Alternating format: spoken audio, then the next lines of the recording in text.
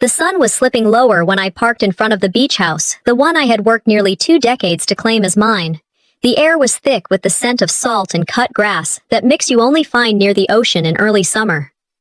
I let myself pause before unlocking the door, because it still stunned me. $3 million, every dollar earned through years of 14-hour days, back-to-back audits, and tax seasons where I lived on caffeine more than food. It wasn't just a house. It was proof that I hadn't worked myself hollow for nothing. Inside, the dining room was already glowing with soft lamplight.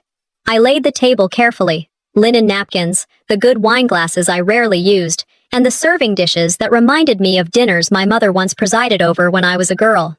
I wanted tonight to be simple. Good food, ocean breeze, maybe a toast that didn't turn into an argument. I checked the oven again, then glanced out the window when headlights swept across the driveway. Their car pulled up, moving slower than usual, as though they were pulling into their own home. My chest tightened, a flicker of nerves I pushed down. I told myself it was just anticipation. This was my celebration. I walked out to greet them. "You made it," I said, forcing brightness into my voice. My father stepped out first, straightening his jacket even though it was just dinner at the beach. "Nice place," he muttered, not looking at me but scanning the shingles, the porch light, the hedges. My mother followed, lips curved into a smile that didn't quite reach her eyes. "You've done well," she said, kissing my cheek lightly. "I knew you'd manage eventually." Eventually, as if the years hadn't been spent proving I could manage all along. Still, I led them inside, keeping my tone easy. "Dinner's ready." I thought we'd sit near the window, let the breeze in. They nodded, settled into chairs, and for a moment it felt almost normal. Small talk about the drive, my mother adjusting the flowers in the vase, my father running a hand over the polished wood of the table as if testing it. I poured the wine, trying to enjoy what I'd planned as a milestone. The clinking of silverware and the hum of the ocean outside should have been comforting, but the atmosphere felt off. My father insisted on pouring his own glass first, raising it slightly as if to remind me who used to hold authority at family dinners. My mother rearranged the plates I'd already set, sliding hers closer to the head of the table, nudging mine a few inches aside. Conversation began politely enough. How busy Boston traffic had been, how the weather looked promising for the weekend. Then, little cracks began to show. "You work too much," my mother said suddenly, shaking her head. "No man will wait around forever for someone who spends her nights with spreadsheets." I set my fork down slowly. "I'm fine with the choices I've made," I said evenly. My father cleared his throat. "Family legacy matters more than careers. Houses like this, they should carry the family name, not just one person's ambition." Something in the room shifted then. My chest grew tight, but I kept my voice level. This was supposed to be a celebration, I thought to myself, not another trial. He leaned back, quoting one of his favorite lines, the kind he'd used before when I was a teenager, pushing back. "Family comes before business," he said. I smiled faintly, but inside I bristled. I had spent years proving that business was the reason this family wasn't drowning in debt. But I didn't fight it. Not yet. Then it came. My father's voice, sharper than the edge of his knife against the plate. "This house is ours, not yours. Get out." I blinked, sure I had misheard. "Excuse me?" My mother's tone was calm, almost soothing, but her words gutted me. "You bought this with our support. It belongs to the family." I laughed once, short and disbelieving. "I signed the contract. I paid every cent." Father leaned forward. "We raised you. We sacrificed for you. It's your turn to give back." My stomach turned. Give back? By handing over the only thing that's truly mine? Mother's lips tightened. "You've always acted like your achievements were separate. They're not. Everything comes from us." I felt my hands trembling, but I pressed them flat against my lap, refusing to give them the satisfaction of seeing me crack. The stories of friends who had watched their parents manipulate them out of money, houses, even retirement accounts came flooding to me. Families in this country sometimes use guilt sharper than any weapon. And here I was, sitting in the middle of my own cautionary tale. I didn't shout. I didn't throw my glass across the room, even though a part of me wanted to. I held the silence instead. Silence can sting more than any retort. I watched my parents shift, mistaking my quiet for weakness. They thought I was stunned into submission. I excused myself, stepping outside into the cooler air. My heart pounded, my breaths short, but the salt breeze grounded me. I leaned against the porch railing, then glanced toward the mailbox by the road. Something caught my eye. The brass nameplate I had ordered last month, my name engraved in clean letters, was gone. In its place, a new plate gleamed under the porch light. My father's name. The air felt like it had been punched out of me. I walked slowly down the steps, touched the cold metal. My name had been erased, replaced like I was a tenant who had overstayed her welcome. It wasn't just the dinner. It wasn't just words over wine and plates. It was a declaration, a claim staked in steel letters.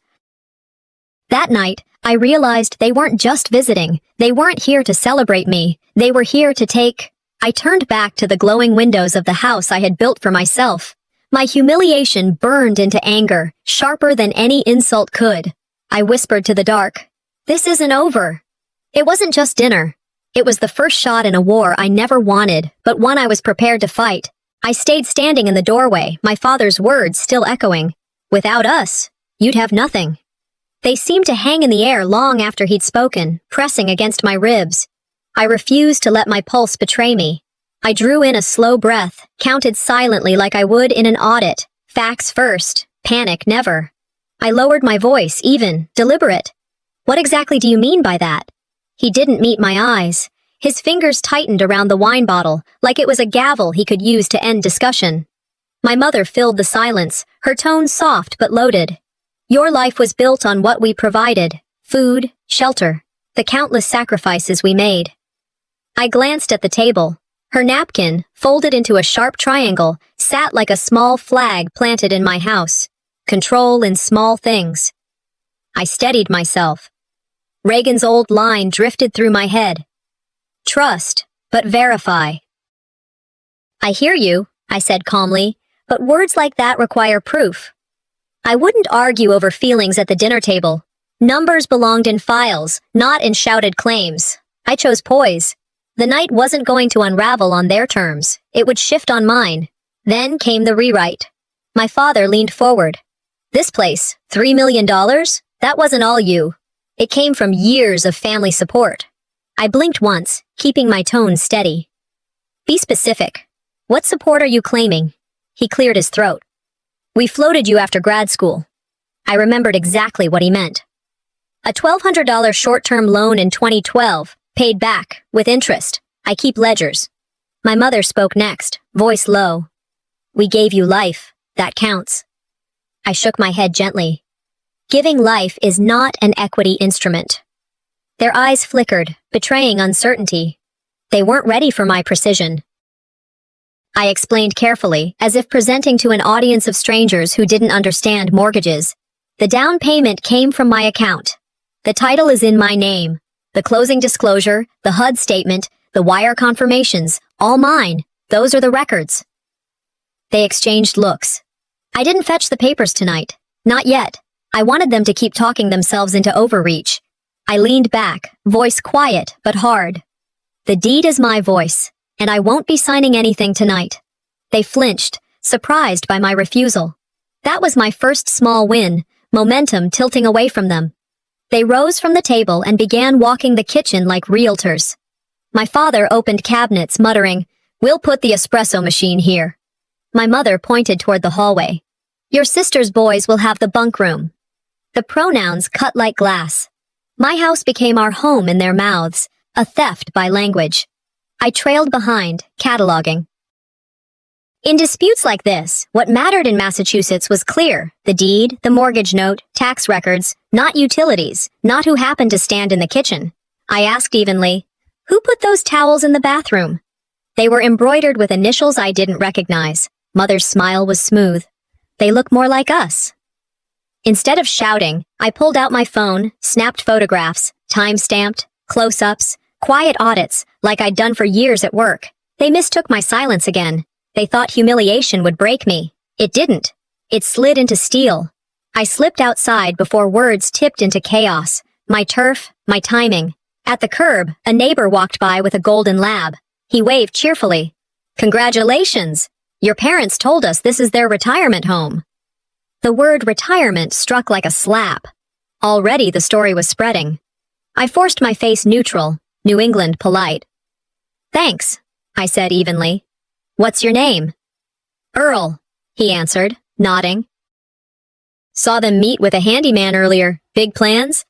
My pulse sharpened. Repairs, arranged without me. Which contractor? I asked casually. He told me, and I filed the name away. I smiled, thanked him, and walked back toward the porch. Inside, shame burned, but I forced it into focus. The narrative was being seeded in public. Let them. The bigger the lie, the harder it collapses under paper. I reached the doorway, lifted the towels from the rack, folded them neatly, and set them by the door with a sticky note. Not yours to place. I looked them in the eye. Tonight is over, tomorrow at noon. Bring whatever documentation you think you have. I'll bring mine. My father tried to corner me. We're staying. You can go. I met his stare. This isn't a stalemate. It's a record. I picked up my purse, slid my laptop inside. Essentials only. No drama. Before stepping out, I photographed the new lock face, clean evidence for later. I walked to my car on my own terms, not shoved, not shouted down. The silent line intact. On the drive to a small motel downtown, I spoke into my phone for my own record, and for anyone listening later. Title outranks possession. Utilities don't prove ownership. Neighbors repeating lies don't change deeds. I pulled into the gravel lot, checked in with a credit card, and settled into a modest room with thin curtains and a flickering lamp. In God we trust, I whispered. All others bring data. I opened my planner, outlined the morning. Call my closing attorney, request certified copies from the title company, contact the contractor the neighbor named. I set reminders to pull my HUD statement, my wire confirmations. I would not argue feelings again. I would answer only with facts. That night, I lay down, not defeated but sharpened. Let them tell their stories. I was already building my file. They wanted a tale the neighbors would believe. I wanted a record a judge would respect. I didn't sleep much at the motel. The walls were thin, the curtains flimsy, and the hum of the air conditioner only made me more aware of how restless I was. I lay flat, eyes tracing the cracks in the ceiling, replaying every sentence from the night before, but forcing myself not to drown in it. I cataloged instead, like an auditor would. What was said, who said it, what evidence was already in my favor, and what I still needed. Facts over noise. Keep receipts. Never argue where a signature will suffice. Those were the rules I had lived by in my career, and now they became my defense in my own home. I reached for my phone on the nightstand, set 3 alarms, one for the title company, one for my closing attorney, and one to remind me to stop by a hardware store for time-stamped photos of the locks. I wasn't about to confront anyone today. I'd build my case with quiet steps. The temptation to text my parents lingered in my fingers, but I pulled back. Silence wasn't weakness. Silence was a boundary. Boundaries had been ignored for years in this family, but they would start with me now. Lying there, I thought about what the night had taught me. Emotional restraint buys tactical clarity. In family disputes, the person who doesn't scream is the person who holds the pen. As the first light pressed through the curtains, another memory surfaced. I could almost hear the gulls before I even stepped outside. I carried that memory with me to the small beach nearby. The tide was low, the sand damp under my sneakers, and in the pink wash of sunrise I went back decades to a rented cottage we'd once shared.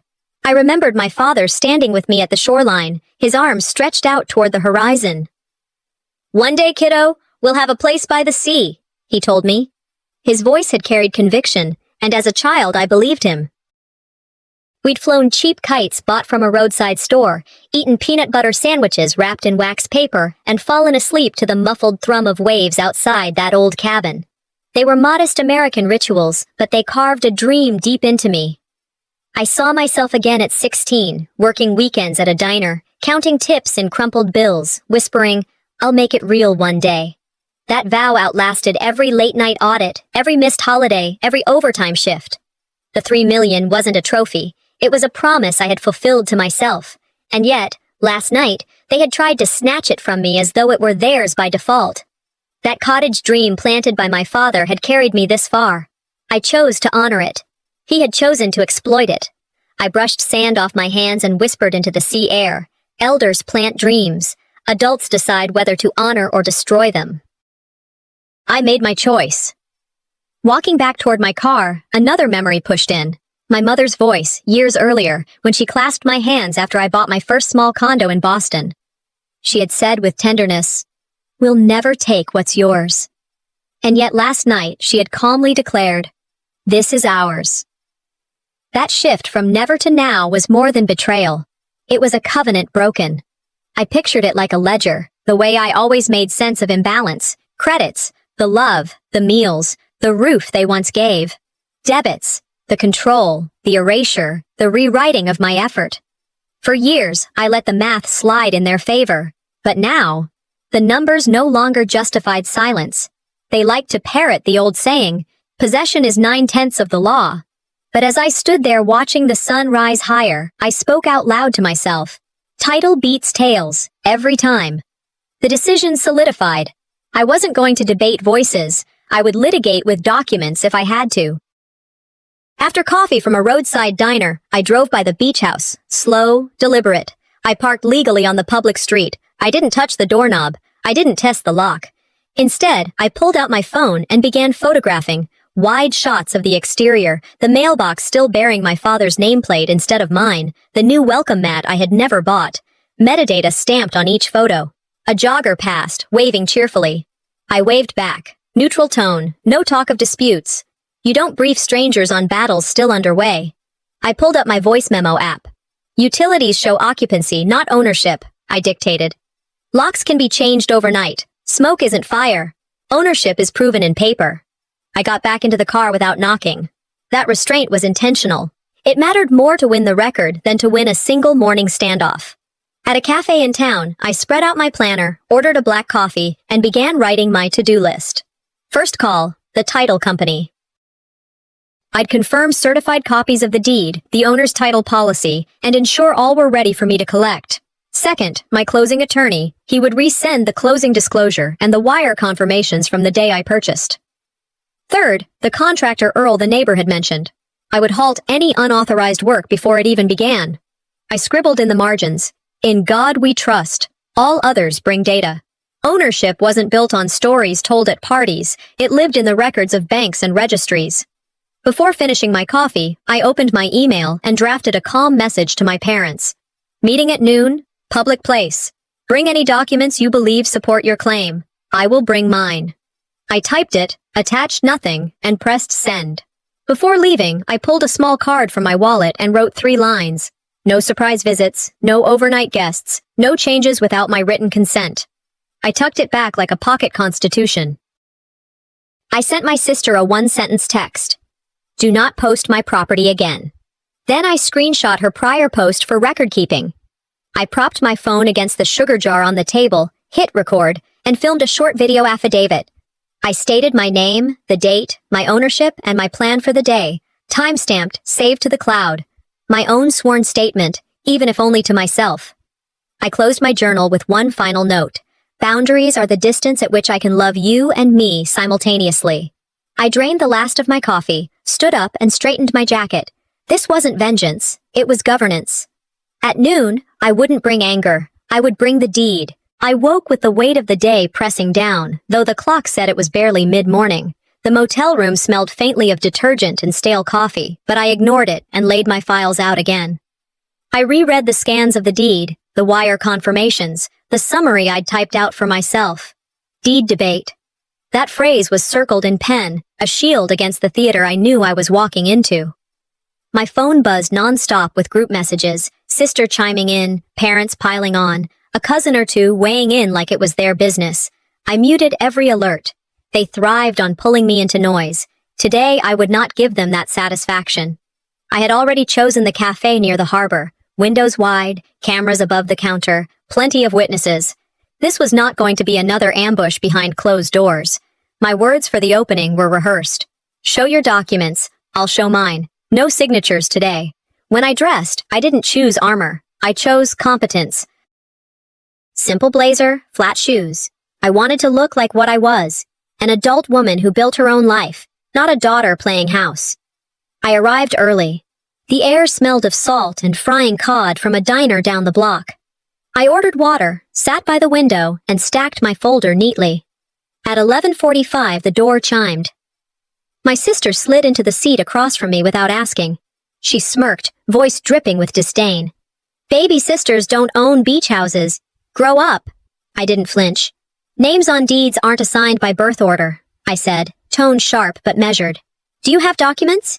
She pulled out a packet, printouts of her viral post, hundreds of likes circled in red marker. That's proof enough, the family agrees. I let my eyes move from the papers back to her. Paper over posts, I answered. County records decide property, not social media. Her mouth twisted. Mom and Dad deserve comfort. You're selfish, clinging to everything like a miser. I leaned in slightly. Comfort isn't confiscation. They don't get to rewrite ownership because they want a summer retreat. She huffed, shoved her chair back an inch. You'll regret humiliating us. I opened my notes app under the table, typed quickly. 11:50 a.m. Sister said, baby sisters don't own houses. Proof equals post likes. Words logged. Her glare bounced off me like water on stone. At 11:55, my parents entered, together. My father's shoulders square, my mother clutching a folder too tightly. They didn't waste time. We raised you, my father started, voice low but firm. Sacrificed careers, paid for camps, kept a roof over your head. Yes, I replied. You did sacrifice, and I repaid every loan, every cent. I also built this with my own income. My mother leaned forward. Family comes before business. This house belongs to blood, not paper. I met her eyes. Ownership isn't abandonment, it's responsibility. Her lips pinched. She tried a different weapon. Scripture. Honor your father and mother. Honor, I said quietly, isn't a deed transfer. My father slapped a folder onto the table. Sign a family use agreement today. That's final. I placed both hands flat, palms calm. No signatures today. No exceptions. My voice stayed level, body language open, though every muscle in me tensed. I reminded myself silently, the calmest person owns the room. I pulled out a printed notice, date stamped, 3 simple conditions. No more posts of my property. No overnight stays without written permission. No contractors engaged without my consent. I slid it across the table. My sister laughed out loud. You think that piece of paper makes you in charge? Laughing doesn't void ownership, I answered, sliding it back in front of her when she tried to shove it away. My mother's tone sharpened. You're making this ugly. I shook my head. I'm making it clear. If you believe you have a claim, bring your paperwork now, or through counsel. I nodded toward the barista behind the counter, who glanced back knowingly. I had explained earlier, if voices rose, call it out, keep order. Public space was my strategy. I spoke slower. This isn't about yelling, it's about showing. That's what noon is for. For those watching me, I wanted the lesson plain. Family help rarely creates ownership unless it's written, recorded. Feelings aren't filings. County records decide rights, not group chats or party toasts. I live by 3 rules. No surprises, no signatures under pressure, no private showdowns. While my family stared, I tapped my phone, drafting a quick summary email to myself of everything said so far. Time-stamped, logged. If this ever landed in mediation, my record would be cleaner than theirs. I sipped water, slowed my breathing, and thought, this isn't about winning the cafe. It's about setting up the moment later when their story collapses under the weight of facts.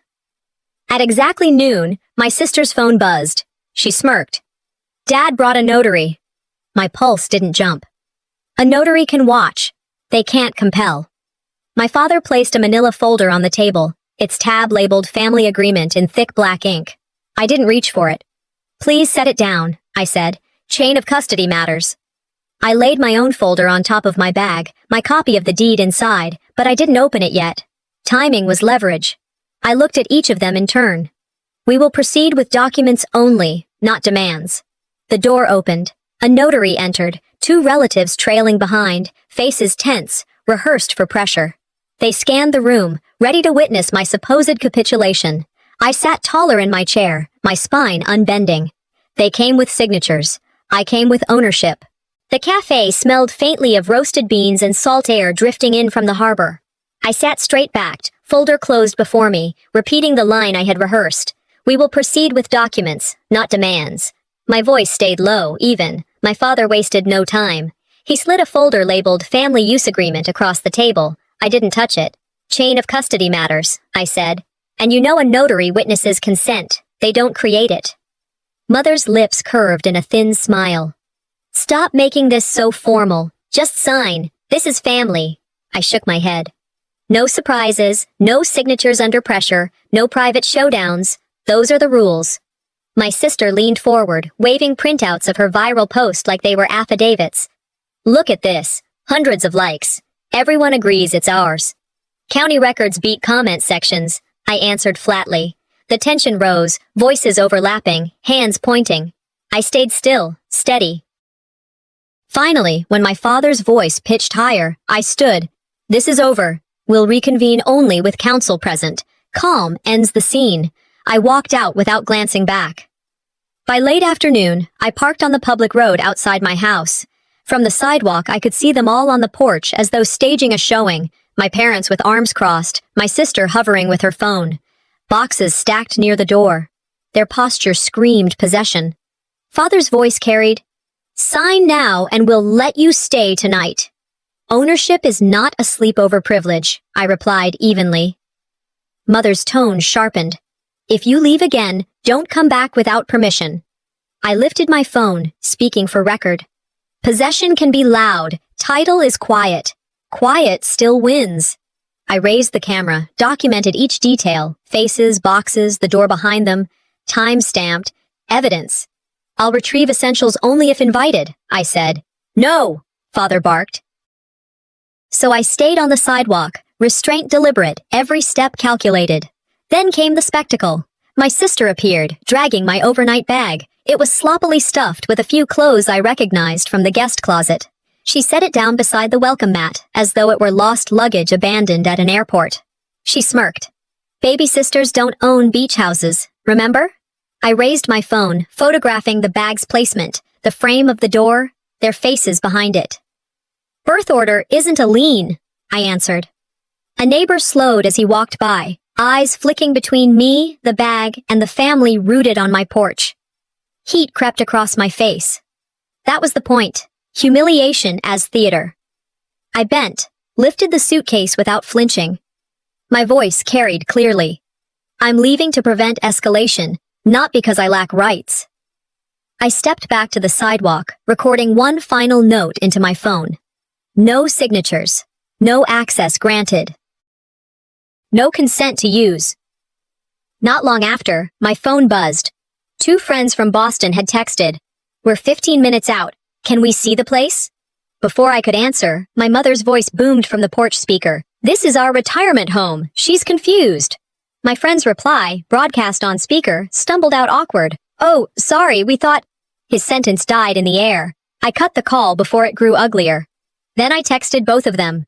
Dispute in progress. Please don't engage. Paper over gossip. I'll explain later.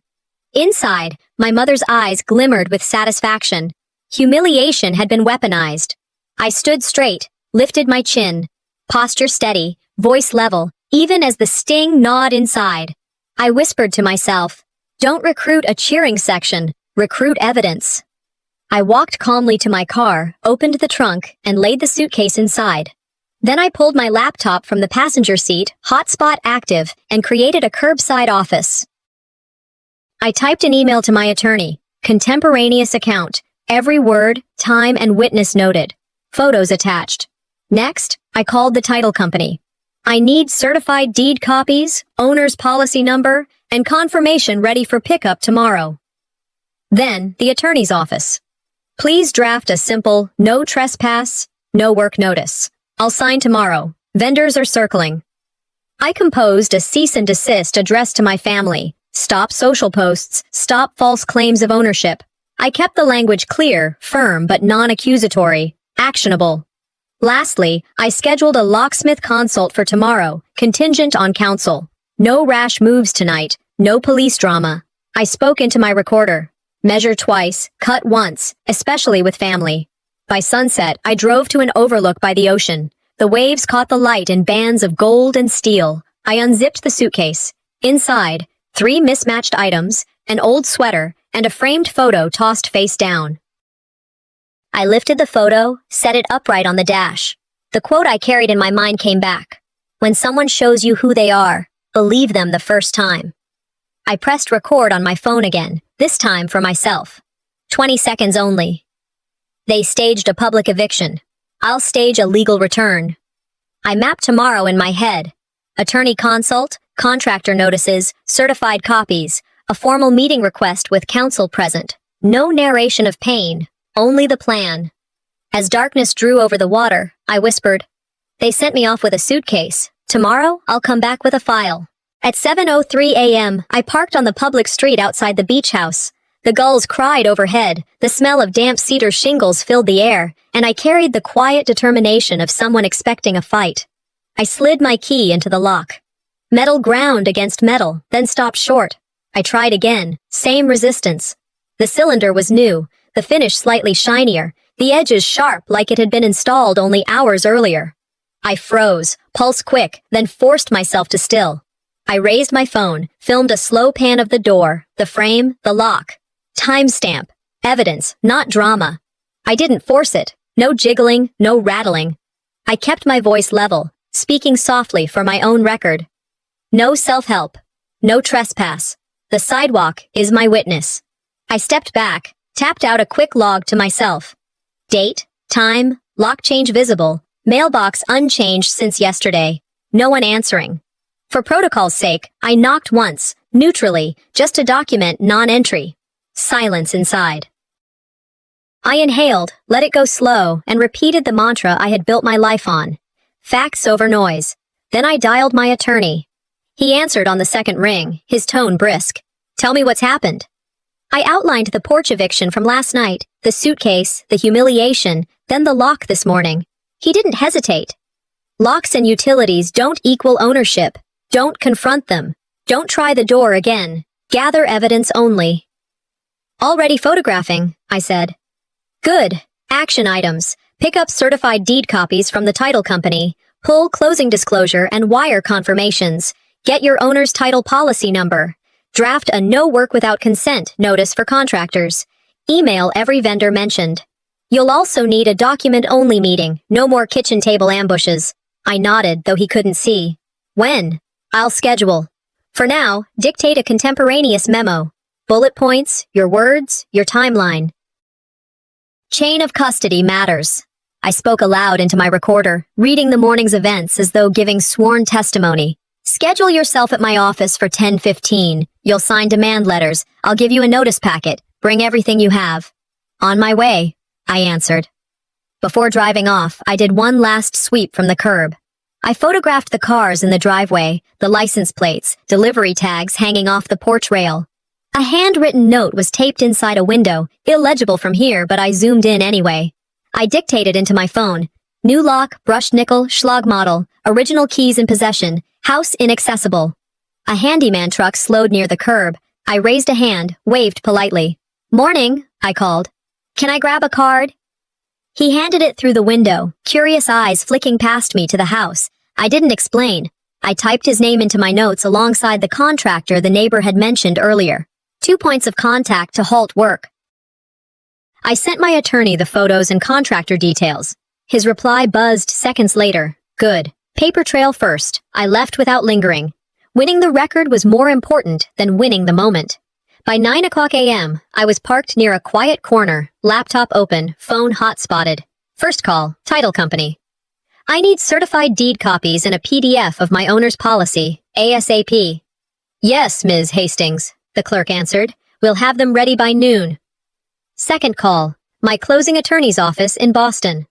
"Please resend my closing disclosure and wire receipts. Subject line, ownership verification, time sensitive." Third task, I drafted emails to both contractors. "I am the titled owner of property address. No work is authorized. Please provide written acknowledgement. You will not commence any services without my express written consent." I attached a photo of the front door. I blind copied my attorney. Then I drove to a copy shop. I printed packets, deed, closing disclosure, wire confirmations, one-page no work notice. At the counter, I labeled 2 binders. Evidence, owner, and notices. Third parties. I slid the pages inside sheet protectors, spines marked. If this went to video or mediation, clarity would matter. At 10:15, I sat in my attorney's Hyannis office, the blinds open to morning light, the conference table neat except for our papers. He looked up as I entered. You kept calm. That's the point. The calmest person owns the room. And the record. We went line by line through my timeline. He drafted a document-only meeting request to their counsel. Neutral location, no private homes, witnesses required. He slid me another draft. Notice to cease and desist unauthorized use work. This goes certified mail today. Email copy as well. He spoke evenly, professional. Don't involve police unless they block you from entering or threaten you directly. Today is paper, not confrontation. We discussed escalation. If they continue occupancy claims, we file a court-backed demand. Keep the tone civil, language precise. I signed where he flagged, each line crisp under my pen. When we finished, he handed me a neat packet. This is your quiet sword. Use it before you ever need a courtroom. By noon, I was back in my car on the public street near the house. I didn't approach the door. I emailed the no-work letter to the handyman, copied the neighbor's contractor. Then I drafted one short message to the family group chat. All property discussions will occur through counsel. Please direct correspondence to Attorney Weiss. I saved screenshots of the read receipts, every reply logged. Speaking to my recorder, I said, utilities and locks are loud. Title is quiet and permanent. Then I started the car and pulled away. No gesture, no shouting, no theatrics. Only a plan tightening like a knot, strong enough to hold. By afternoon, they had a story and a lock. By evening, I had a file that could outlast both. I got there just as the day started cooling. I parked legally on the public street, a half block down, and cut the engine. Music floated from the deck, upbeat, a little too loud for a weeknight. String lights glowed in soft loops along the rails. Cars lined both sides of the road. This wasn't a visit. This was an event. I lifted my phone and filmed from the sidewalk. Wide exterior. Driveway. Plates on the cars. Only the plates, never faces. I turned on timestamp overlays, panned to the caterer's van pulled along the side path. Chafing dishes gleamed under a pop-up tent. A rolling bar cart clinked as someone arranged glassware. Someone had planned this. I texted my attorney. Large gathering, public-facing, no entry, staying curbside. Then I spoke softly into my recorder. When people reach for an audience, they're usually reaching for a story. Tonight, I'm collecting facts. A breeze moved through the scrub pines. I stood in the public right-of-way and let the camera rest at my side. I didn't belong inside their story. I belonged here, on the record. A round of laughter rose, then my father's voice carried bright and clear. To our new family beach home! Cheers answered him. Glasses touched. I saw my mother lift a flute beneath a framed sign now sitting on my mantel. Family by the sea. Not mine. Theirs. 2 older relatives drifted toward the railing and nodded at the view. A cousin gestured toward the bunkroom window. The boys will love summers here, he said to someone I couldn't see, as if I were a rumor. I tracked the details.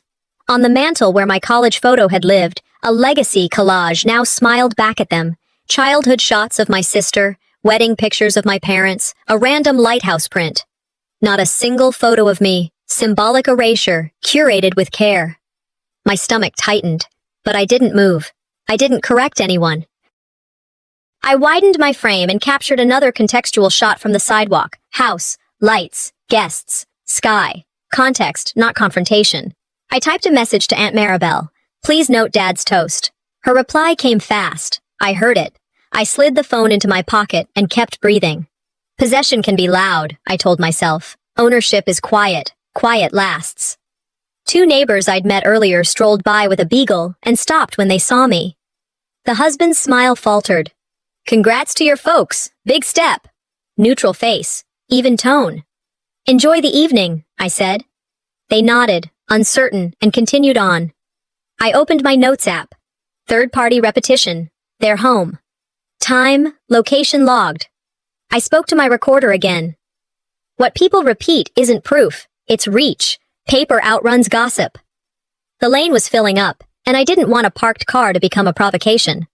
I got back in, rolled forward to the marina lot a street away, and took a minute to reset. 2 hands on the wheel. 3 slow breaths. The sky darkened to that blue that feels like fabric. When my pulse was steady, I walked back. My phone buzzed with a new notification just as I reached the curb again. My sister's public post flashed across the screen. Family's new 3M beach house, geotagged, then a carousel of interior photos. My kitchen, my living room, my bedroom window with the ocean framed beyond it. Comments poured in. Goals. They deserve it. What a gift to your parents. I didn't reply. I screen recorded. I scrolled the comments and captured them all, geotag included, then saved an HTML copy and a PDF with the timestamp. I drafted a calm email. Your post contains false ownership claims and geotagged interiors. Remove the geotag immediately for safety. Cease further unauthorized representations. Sophrona Hastings, titled owner. I BCC'd my attorney, attached the screen record, and sent. Then I added a note to my recorder. Screenshots are nice. Screen records with scroll, refresh, and timestamp are better. A laugh rose from the deck. I kept my gaze on my phone. I wasn't there to measure applause. I was there to measure evidence. The caterer's staff wheeled another cart toward the side path. The van door bore the company logo and a phone number. I typed the brand into a new email. Hello, I am the titled owner of address. Please note I have not authorized any event bookings at this property. I carry no unpaid balance for tonight's service. Kindly annotate your records that future events require written permission from me as owner. Thank you. I CC'd the handyman and the second contractor from yesterday's card. Subject line, no work, no events without owner consent. Attachments. Photo of the door, a context shot of the deck lights glowing over strangers. I forwarded everything to my attorney with a short memo. Pattern of public misrepresentation. Evidence pack attached. Then I wrote one neutral text to the family chat. Your posts misstate ownership. Please route any further communication through counsel. I stepped under a street lamp and let the light fall on my shoes. I breathed until my shoulders dropped. I'm not here to win a crowd, I muttered. I'm here to win the record. A cousin texted me. Family meeting here tomorrow at 10 a.m. Come make peace.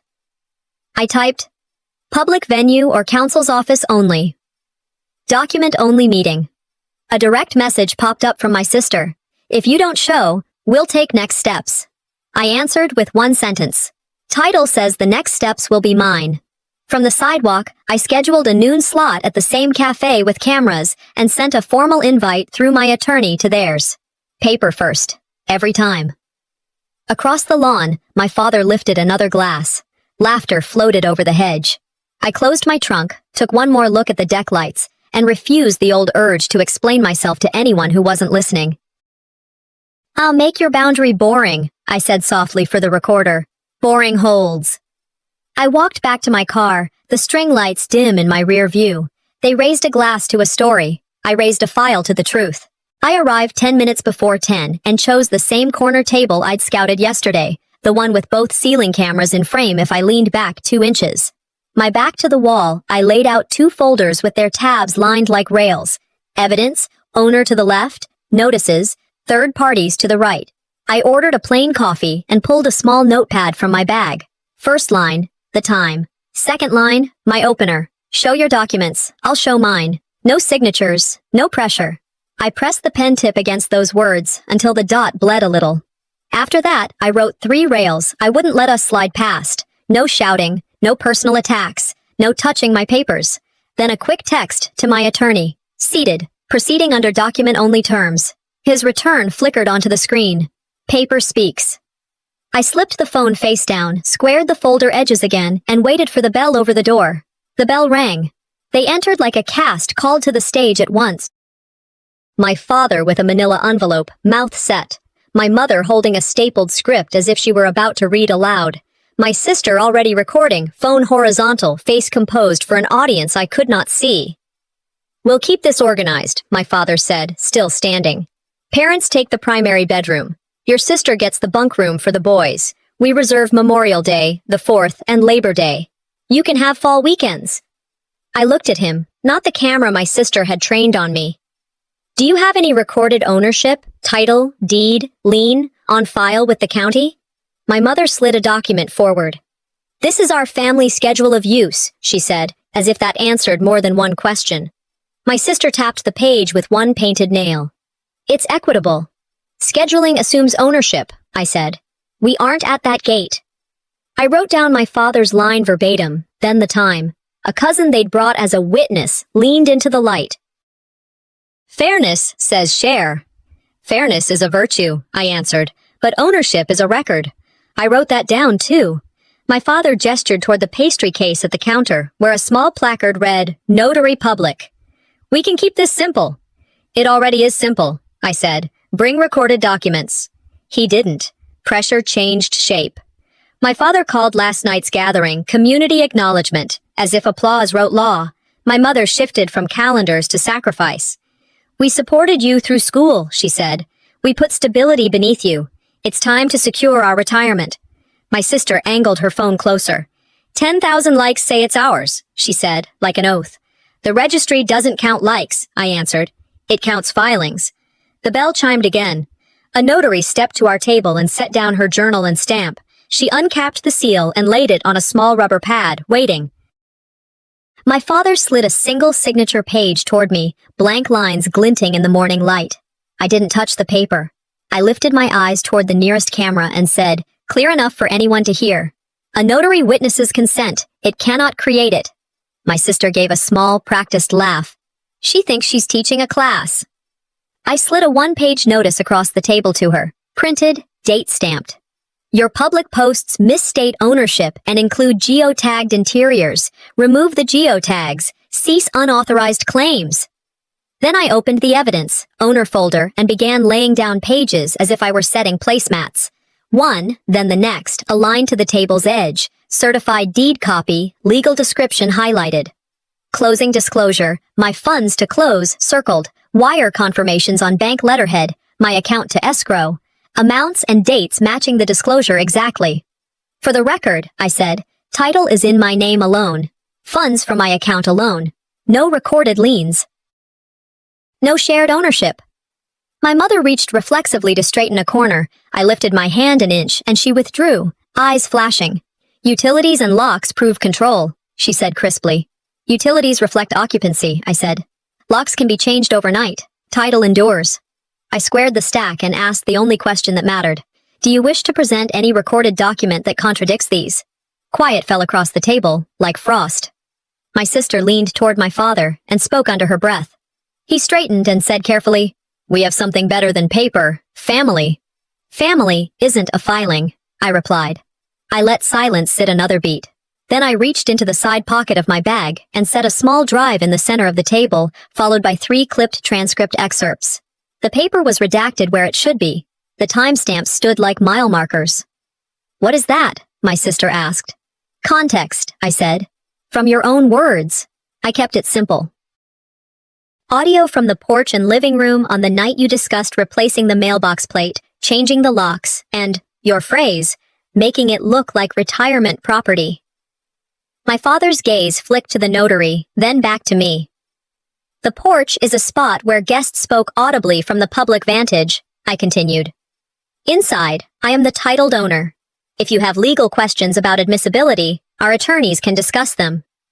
I slid the first excerpt toward my father. Highlighted line. "Change everything over. Mail, utilities, so it looks like ours." The second went to my sister. Highlighted. "I'll post the carousel. People will believe it." The third I placed before my mother. The timestamp matched her toast. She drew in a thin breath. "This is invasive." "The court decides admissibility," I said, "but facts don't move because we find them inconvenient." Across from me, the notary capped her stamp, uncapped it, then left it resting on the pad. She was reading. "Narrative travels fast," I said, almost softly. "Evidence travels farther." My father tapped an index finger against the table. "We can still resolve this neatly. Sign a temporary use agreement." "No signatures today," I said. "None." From the second folder, I drew a 2-page letter and laid it where the signature page had been. "Document-only meeting request," I said.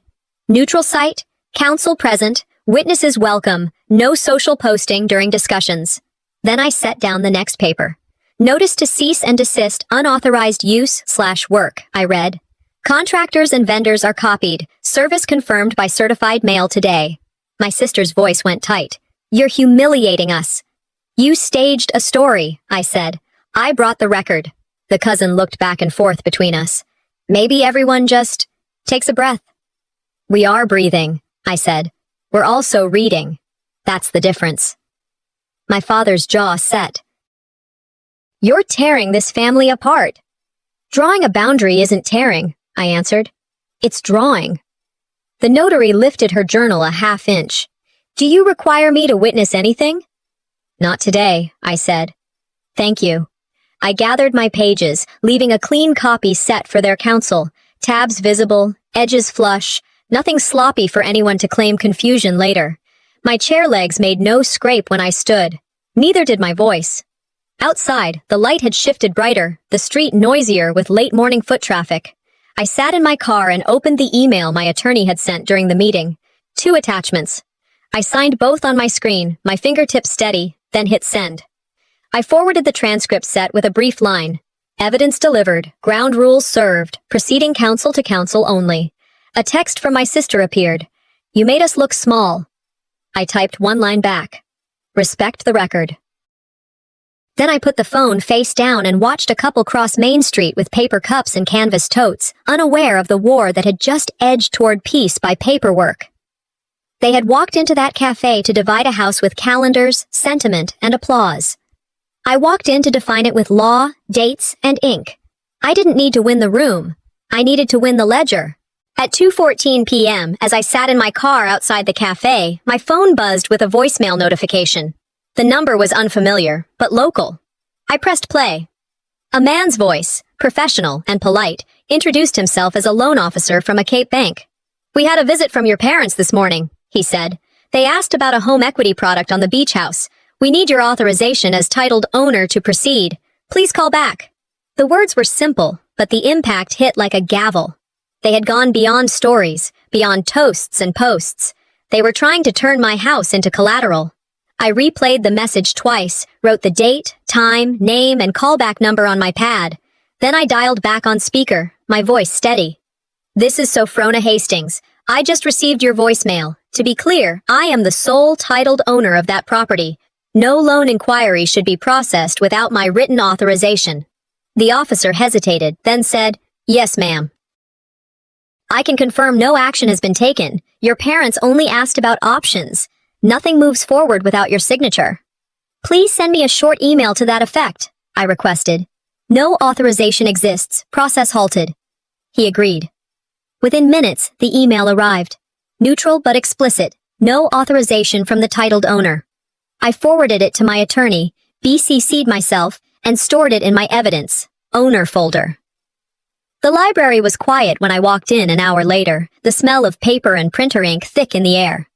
I sat at a public computer and pulled up the county docket search. Typing their names, I found what I suspected, a small claims judgment against my father, tied to a failed investment last year. Case number, date, amount, all public record. I printed the docket summary, stapled the receipt, and tucked it into my folder. Facts, not feelings.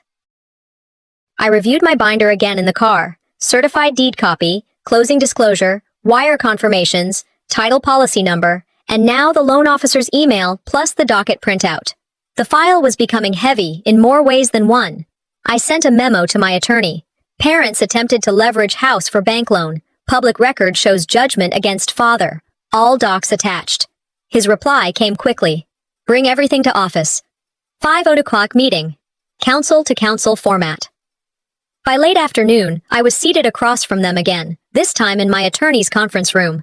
Neutral ground, blinds half closed, every word recorded by notes on both sides. My father looked tired, my mother tense, my sister defiant. Their counsel cleared his throat and gestured at a thin file.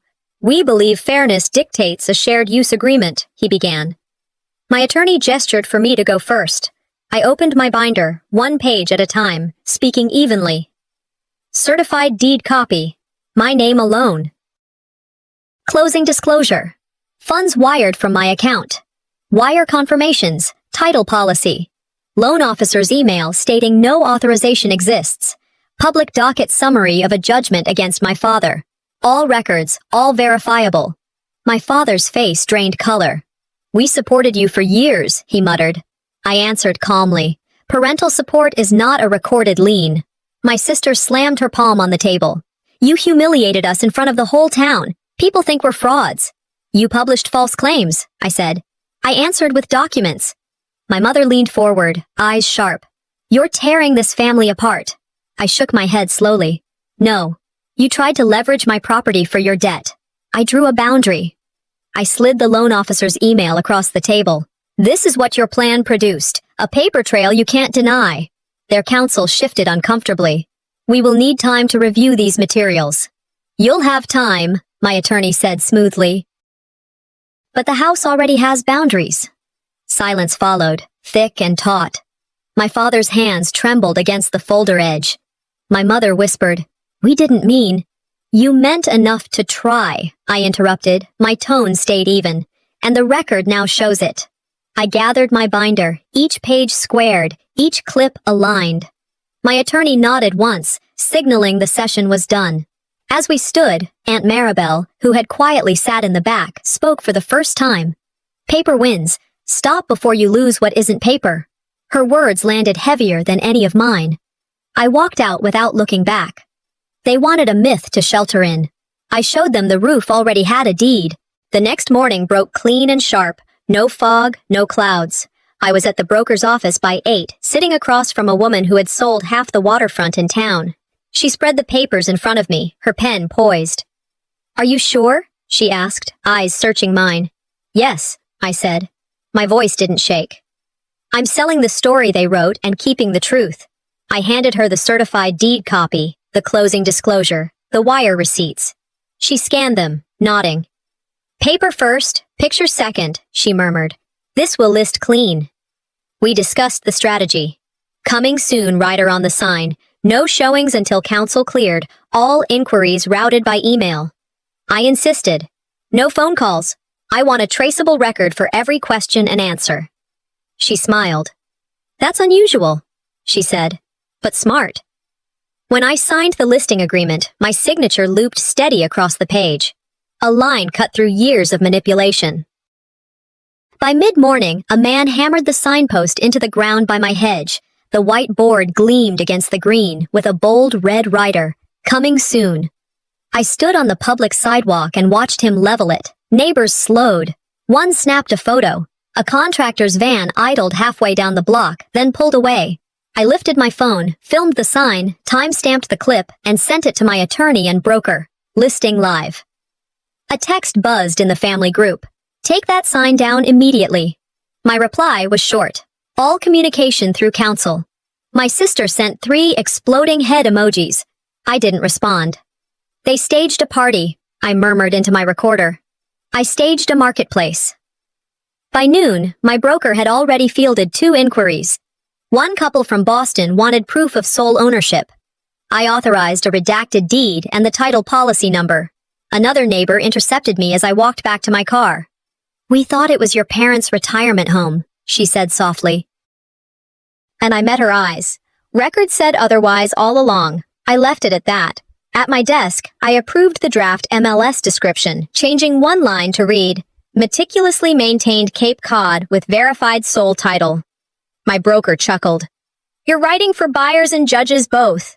"Exactly," I said. At 2 o'clock, my phone rang again. This time, a local patrol officer. His tone was neutral. "We got a call last night, Miss Hastings. Your parents said you were trespassing at the beach house."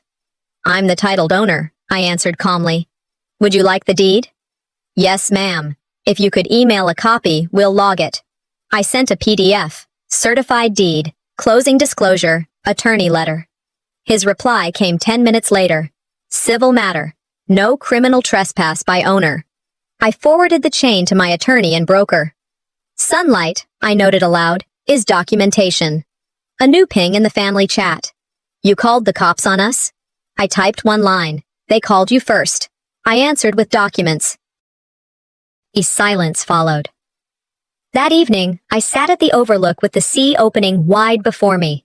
The sold sign would come soon enough. But for now, coming soon was enough. It wasn't just a notice to buyers, it was a declaration to my family and to anyone who believed their version. By dusk, I whispered into my recorder. By noon, the town had a sign. By night, my family had a mirror. The morning after the listing went live, my inbox held a new message. It came from their counsel, but the words had my mother's fingerprints all over them. Don't humiliate us. Take the sign down. No acknowledgement of what they'd done. No apology. Just a plea for image control. I opened a blank reply, wrote 4 words, and sent it through my attorney. Respect the record. Heal. No more, no less. Attached were the delivery receipts from the cease and desist, the police clarification, and the MLS listing confirmation. Let them see how the file now spoke louder than any performance. I muted the family chat, auto-archived their pings. Boundaries could be settings as much as spoken lines. Then I made tea, turned on my lamp, and wrote on a sticky note above my desk. Paper over pressure. That night I slept without dreams, because the facts were already carrying the weight for me. By afternoon, I had errands in town. Outside the brokerage, I saw them waiting. My parents, standing on the town green as if hoping the setting would soften me. Mother's voice came low. Please don't shame us in front of everyone. We only wanted security. Father added quickly. We were trying to make sure retirement was safe. Just take the sign down. I held my binder at my side, not as a weapon, but as ballast. You changed locks. You called the house yours. You asked a bank to put debt on it. My sister walked up midway, phone in hand, the lens catching light. I looked at the camera bolted above the bank door across the street. This moment already had witnesses. You did that yourselves, I said evenly. All I did was show the proof. They blinked, taken aback by the plainness of the words. I added softer. All communication continues through counsel. The listing proceeds. I stepped back, not fast, not dramatic. Aunt Maribel, standing behind them, gave one small nod. Enough had been said. The digital backpedal began that night. My sister quietly edited her viral caption again. No more claims of family's new beach house, only a carousel of photos. I screen recorded the changelog, exported it to PDF, and filed it. Vendors confirmed in my inbox. Caterer noted no further bookings. Handyman replied, received, no work will be commenced. My attorney sent a draft of a mutual non-disparagement agreement. Not reconciliation, not warmth. Just a lid on the noise. I forwarded the police incident log to my broker, adding it to the buyer's packet. No surprises, I wrote in the margin. The next day, I arranged for movers to collect boxes of personal items from storage. I refused to re-enter the beach house myself. Let the record stay uncontaminated. A cousin asked for a family-only walkthrough. I declined and sent a read-only link to the MLS listing instead. At dusk, a neighbor approached me on the street. I'm sorry, he said quietly. We didn't know the truth. The records were there all along, I answered. Then I left it at that. Before bed, I opened my journal. One line only. Closure isn't an apology, it's a decision. I closed the book, set it on the nightstand, and looked out at the lights on the harbor. They wanted mercy for their image. I chose protection for my future. The sun climbed over the harbor the morning the offer came. I opened my inbox with the steady calm of someone expecting another battle. But instead, there it was. All cash. Verified funds. Attorney reviewed. The number was strong, the terms clean. No seller financing, no contingencies beyond a short inspection. I called my broker. Accept, I said. She paused. No counter? No counter, I confirmed. I want closure, not theater. Within the hour, I had signed. A new line joined my file. Buyer's name, earnest money wired, closing date fixed. I texted Aunt Maribel a single word. Today. She answered with one line that carried more weight than any legal brief. Take the door that leads to light. At noon, the coming soon rider came down, replaced with one word. Sold. I stood on the sidewalk, the Atlantic wind lifting my hair. Neighbors passed, some glancing, some pretending not to. A contractor who had once parked in my drive shook his head, muttering, "Didn't see that coming." My sister's car slowed at the corner. She saw the sign, rolled her window up, and drove on. I filmed the rider change, saved the clip, timestamped it, and filed it with the rest. "This isn't just a sale," I murmured. "It's a verdict." Later that afternoon, I sat in my attorney's conference room as escrow confirmed the wire. His secretary slid the statement across to me. "Funds cleared, deed transferred." "You're officially out," he said. "I was out the moment I signed the listing," I replied. "Today is just paperwork catching up." He smiled. "Paper always wins." I signed the last move-out protocol, ensuring any of my parents' belongings inside would be cataloged, boxed, and picked up under supervision. No keys, no secret returns, only receipts. When I stepped outside, Aunt Maribel was waiting. She took my hand, squeezed it. "You kept your promise, to yourself," she said simply. I nodded. No celebration, no gloating, just air, salt, and the clarity of being untethered. Minutes later, my parents appeared on the curb. My mother's voice broke the silence. "Can we see it one last time?" I shook my head. "It belongs to someone else now. Any access goes through their agent." My father tried again. "Don't do this to us." "I didn't," I said. "You did." My sister asked, "What do we tell the family?" "Tell them the truth," I said. "That you signed a waiver." That evening, I unpacked the last small box in my Marina Side apartment. I placed one framed photo on the wall, a picture of the sea at dusk from years ago, taken on a rented vacation when the dream first planted itself. I brewed tea, opened the window to let the gulls and tide roll in, and whispered a final line into my recorder. They tried to claim my house. I claimed my life. The lamp glowed warm in the corner. Outside, boats bobbed, free to move with the tide. Inside, I finally felt the same.